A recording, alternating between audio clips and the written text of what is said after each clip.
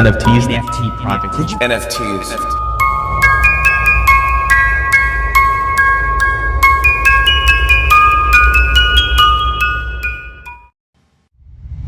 Hello guys, स्वागत है आपका 7 महीने बाद। टाइटल तो हमने देख के आपको पता ही लग गया होगा कि मैं क्या कर रहा था। 7 महीने से वीडियो नहीं डली है, जनवरी से शॉर्ट वीडियोस भी ढंग से नहीं डली है। पूरे साल में सिर्फ यही कर रहा था। क्यों? ये एक लंबी कहानी है और मैं तुम्हें सुनाऊंगा। अगर तुम्हें नहीं सुननी तब भी मैं तुम्हें सुनाऊंगा। So without wasting any time, चलिए प्रारंभ करते हैं। By the way, thank you for 6 subscribers. तो ये बात है जनवरी की। मैं बैठ के देख रहा आज तक अपने पापा के साथ बैठ के, और आज तक पे आ रहा था। दिल्ली में लगी स्कूल बस में आग, 40 बच्चे मर गए।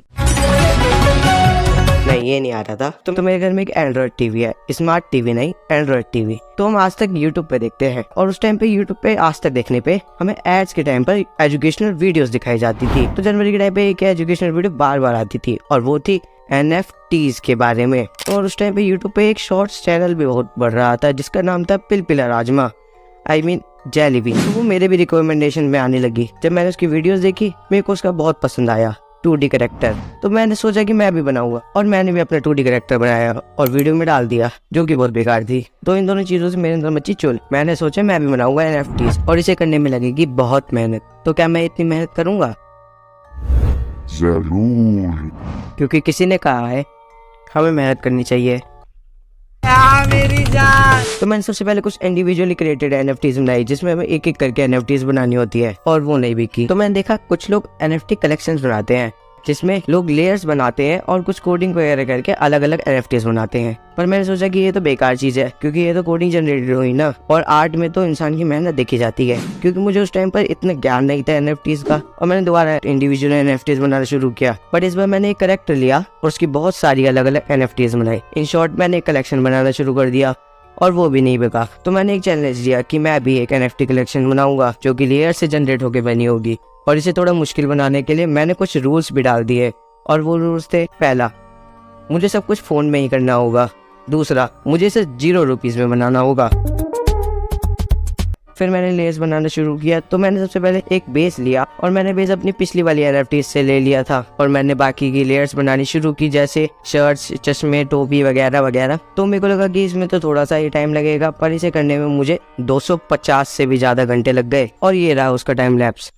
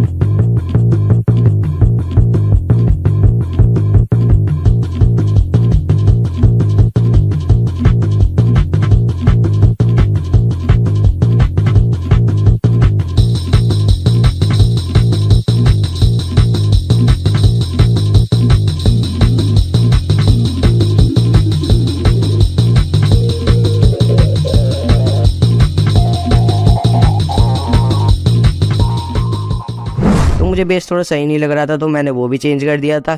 और अब मुझे याद आया कि मुझे अपनी NFTs को प्रमोट भी करना होगा, और NFTs को प्रमोट करने के लिए हमें सोशल मीडिया पे आना पड़ता है, और NFTs के लिए ट्विटर सबसे ज़्यादा चलता है।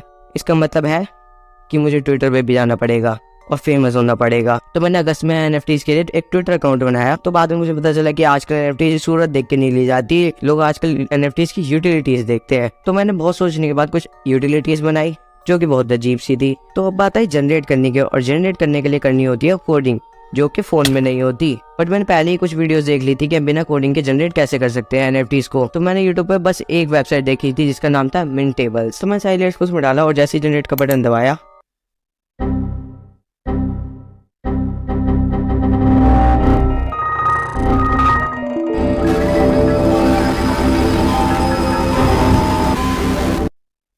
मेरा फ़ोन क्रैश हो गया और बार बार करने पर भी मेरा फ़ोन क्रैश हो रहा था।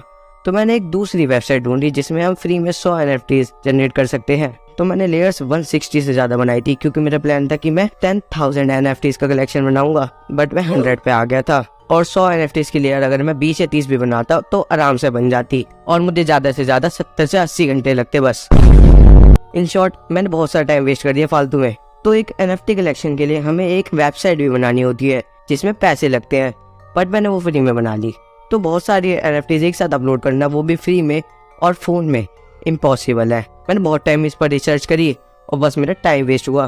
तो मैंने वो 100 NFTs एक एक करके अपलोड करी और मैंने NFTs OpenSea नाम के मार्केट प्लेस पर डाली जिसमें बेसिकली हम NFTs को बेचते हैं। और NFT कलेक्शन लॉन्च करने के लिए हमें थोड़ी बहुत हाइप बिल्ड करनी होती है, जिसके लिए मैंने NFT कलेक्शन लॉन्च होने के कुछ दिनों पहले 2 ट्रेलर्स डाले जो कि थे ये।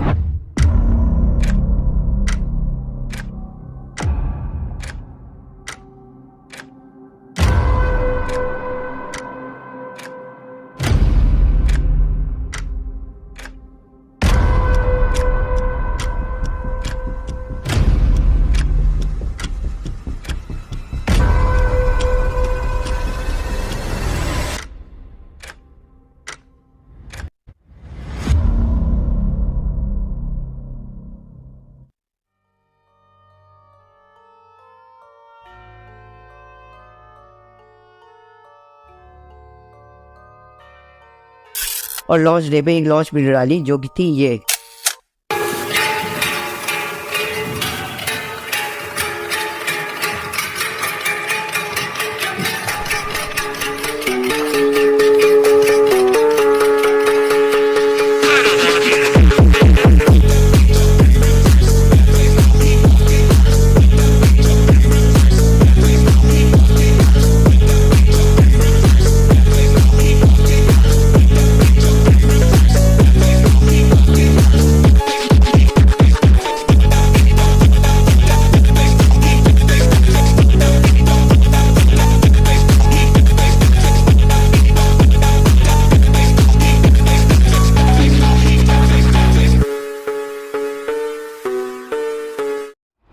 तो मैंने बहुत सारे वेज अपनाए ट्विटर पे रीच पाने के। जैसे मैंने कंसिस्टेंटली ट्विटर पे कंटेंट डाला और मैंने रोज कुछ लोगों को ट्विटर पे GM बोला। तो NFTs पे ये सब चलता रहता है शॉर्ट फॉर्म में, पता नहीं क्या क्या चलता रहता है। तो मैंने अपने ट्विटर अकाउंट में बहुत अजीब सी चीज करी कि कोई भी अगर मुझे फॉलो करेगा तो उसके DM में उसे एक thank you for the follow का कार्ड मिलेगा with his own user name. तो एक बंदे को वो चीज बहुत पसंद आई, तो उसने बताया कि वो एक नई कम्युनिटी बिल्ड कर रहा है और वो शुरू में फ्री में NFTs प्रमोट कर सकता है। तो मैंने उसे बोल दिया कि वो फ्री में कर रहा है तो मेरी भी कर देगा, फ्री की चीज कभी नहीं छोड़ते। तो मैंने अपना NFT कलेक्शन लॉन्च करा 27 नवंबर को, जिस दिन मेरा बर्थडे था। पूछा किसी